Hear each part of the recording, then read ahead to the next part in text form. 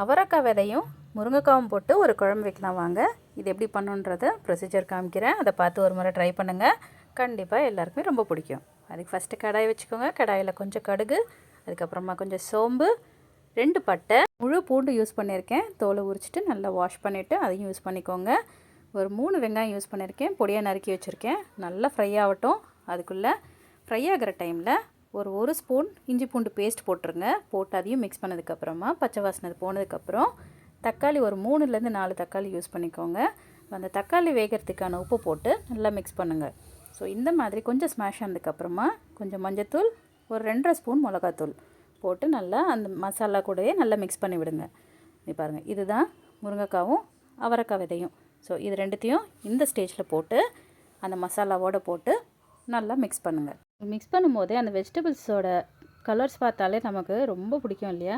So இந்த ஸ்டேஜில் நீங்கள் கொஞ்சமாக தண்ணி விட்டு தொக்கா பண்ணாலும் ரொம்ப நல்லாயிருக்கும். பட் நீங்கள் குழம்பா பண்ணுறதுனால ஒரு 750 ml ஆஃப் வாட்டர் நான் இங்கே யூஸ் பண்ணியிருக்கேன்.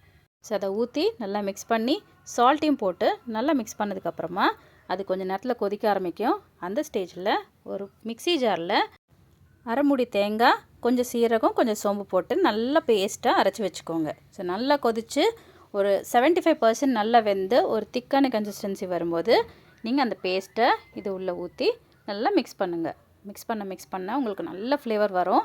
ஒரு 10 நிமிஷம் கொதிக்க விடுங்க. கொதிக்க விட்டதுக்கப்புறமா லிட் ஓப்பன் பண்ணி பார்த்தீங்கன்னா இந்த கன்சிஸ்டன்சியில் இருக்கும். இப்போது கொத்தமல்லி, கருவேப்பிலை, கொஞ்சம் தேங்காய் எண்ணெய் விட்டு இன்னும் 5 நிமிஷம் மறுபடியும் இன்னும் நல்லா கொதிக்கட்டும். நல்லா குழம்பு இந்த மாதிரி கன்சிஸ்டன்சி வந்ததுக்கப்புறமா ஸ்விட்ச் ஆஃப் பண்ணிவிட்டு சாப்பாட்டுக்கு வச்சு ஒரு அப்பளமோ இல்லை ஆம்லேட்டோ வச்சு சாப்பிடுங்க. சூப்பராக இருக்கும். ட்ரை பண்ணி பாருங்கள்.